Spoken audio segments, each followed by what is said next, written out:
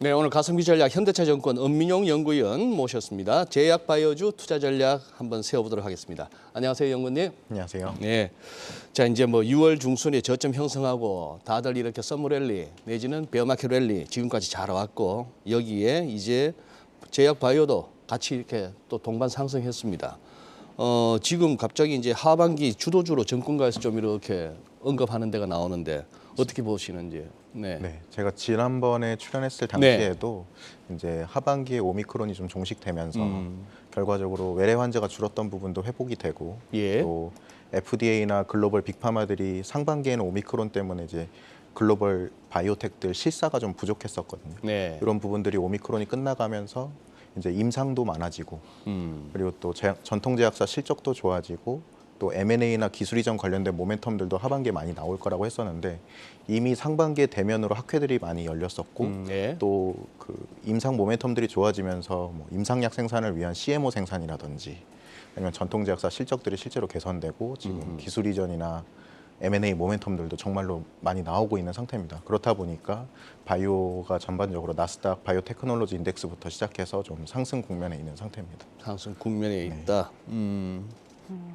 또 9월에는 당장 학회 이벤트가 좀 있습니다. 좀 3대 암학회인 에스모, 유럽 종양 학회도 지금 예정이 되어 있는데 국내 기업 중에서 혹시 임상 데이터 발표가 좀 기대되는 기업이 있을까요? 네, 지금 9월 9일부터 9월 13일까지 유럽 종양학회라고 하는 것이 이제 프랑스에서 열리게 되고요. 여기서 굉장히 좀 주목할 만한 부분들은 구두 발표를 하는 기업이 무려 국내에 3개나 있다는 점이 가장 좀 중요합니다. 이제 HLB, 그리고 제넥신, 그리고 ABL 바이오 이렇게 3개의 기업이 구두 발표를 예정 중이고요. 그리고 NK맥스, 네오이뮨텍, 에이비온 이렇게 3개의 기업이 이제 포스터 발표를 예정하고 있는데 구두 발표가 좀 중요한 이유는 상위 5% 수준의 연구 결과만이 이제 학회에서 구두 발표의 기회를 얻거든요. 그래서 국내 기업들이 이렇게 많이 구두 발표를 하는 건 또 좀 이례적인 부분이어서 각 기업들을 좀 주목해서 보시기를 좀 추천드리고 대부분의 바이오텍들과 글로벌 빅파마들이 만나서 또 이런 사인 같은 것들을 하는 것도 학회에서 만나서 직접 하기 때문에 이 학회가 바이오텍 자체에 좀 모멘텀을 줄 수 있습니다. 그래요. 오늘 우리 연구원님 탑픽으로 알테오전 가져오셨네요. 아, 네, 맞습니다. 요 자가 투여 분야 맞습니다. 한번 좀 설명해 주시죠. 아, 네. 지금 로슈라고 하는 곳에서 티센트릭이라고 하는 면역 항암제, 그러니까 기존보다 암을 직접 공격하지 않기 때문에 부작용이 좀 적은 항암제를 가지고 네. 피아주사라는 기술을 통해서 이제 임상 2상에서 자가 투여 임상을 진행을 했었습니다. 그래서 환자가 직접 집에서 허벅지 또는 뱃살에 투여했을 어허. 때 예. 어디가 더 흡수가 잘 되는지 이런 것까지 검토를 했었고 예. 또 부작용이 나오지 않아서 환자가 계속적으로 자가 투여를 원하는지 정도까지도 다 확인을 했었거든요. 그거에 대한 이제 임상 3상 결과가 이번에 처음으로 나와주면서 피하 주사에 대한 시장이 굉장히 커질 거라는 기대감이 좀 있습니다. 근데 전 세계적으로 이 피하 주사라고 하는 형태를 개발하는 기업이 이제 미국에 상장되어 있는 할로자임이라고 하는 시가총액 8조 원 정도 수준의 기업과 그리고 국내 알테오젠이라는 기업, 요 기업 2군데가 있거든요. 이 기업들은 기존의 약물을 피하 주사로 바꾸기 때문에 일단 임상이 굉장히 간소화되어 있고 이미 블록버스터 의약품을 이제 바이오 베터 개념으로 이제 개선시켜주는 정도이기 때문에 또 임상에서의 리스크도 적습니다. 그래서 이제 시장 점유율이나 예. 뭐 임상 리스크가 적다는 게 가장 큰 장점이겠죠. 이게 8월에 올랐던 이유가 하반기 기술 이전 기대감 때문이었는데요. 또 어떤 점을 좀 주목을 해봐야 되는 건가요? 지금 작년 8월 달에 알테오젠이 지금 비공개 계약으로 되어 있지만 많이 추정이 가능한 머크라고 하는 회사에 전 세계에서 가장 잘 팔리는 항암제 키트루다라고 하는 이 약물을 지금 피하 주사로 알테오젠이 개발하는 걸로 추정이 됩니다. 요게 작년 8월 달에 임상 1상이 드디어 개시가 됐고요. 지금 임상이 거의 이제 진행이 많이 된 상황인데 네. 이 임상 1상이 지금 시작됐다는 작년 8월 이후로 한 글로벌 빅파마 4군데가 알테오젠에게 접촉을 해왔고 물질 이전 계약이라고 하는 기술 이전 전 단계 계약을 했습니다.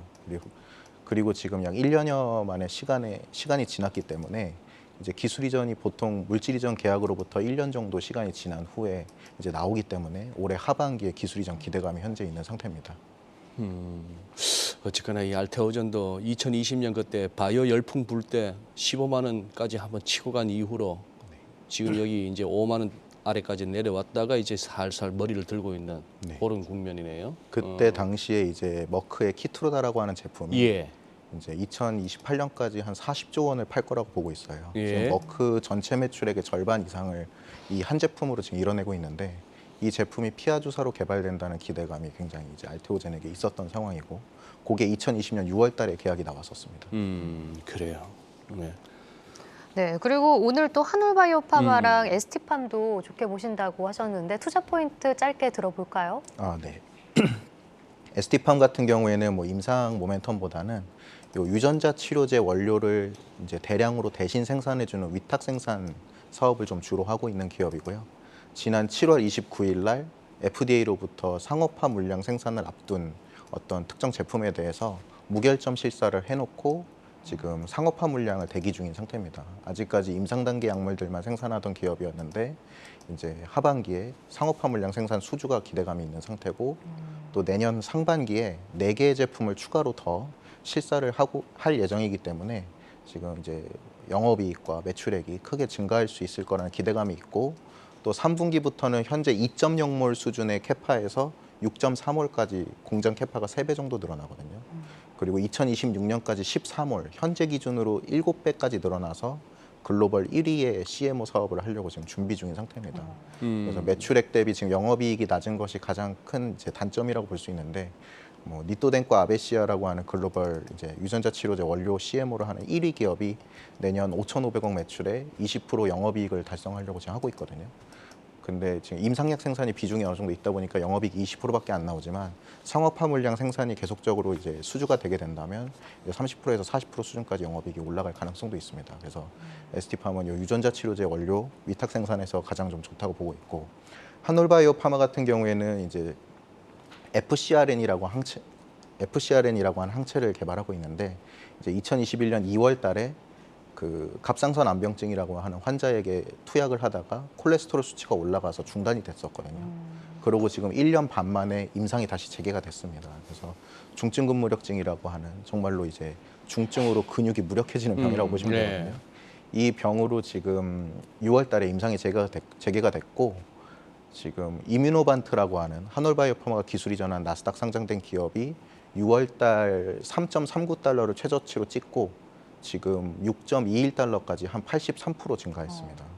이뮤노반트가 움직이지 않기 때문에 한올바이오파마의 우려감이 계속 지속되고 있다고 봤었는데 지금 이뮤노반트의 주가가 움직이고 있기 때문에 한올바이오파마도 이제 좀 움직일 수 있는 가능성이 있는데 아직까지 큰 움직임을 보이지 않고 있거든요. 그래서 임상 재개 기대감과 그리고 최근에 한올바이오파마의 그 경쟁 약물인 비브가르트라고 하는 약이 있거든요. 예. 이게 이제 알제넥스라고 하는 미국 회사에서 개발한 약인데 전 세계적으로 글로벌 애널리스트들조차 올해 컨센을 1억 달러 정도로 잡고 있었는데 알제넥스가 한올바이오파마의 경쟁 약물을 상반기 만에 9,600만 달러를 팔았습니다. 허허, 예. 그러니까 컨센의 거의 2배를 상반기 만에 달성해서 지금 미래에 나올 수 있는 매출 또한 컨센이 다 2배까지 올라간 상황이에요.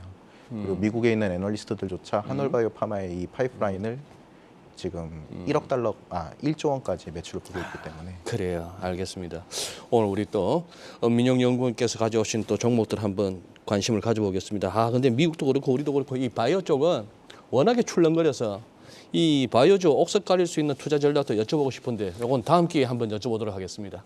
네, 알겠습니다. 그래요. 고맙습니다.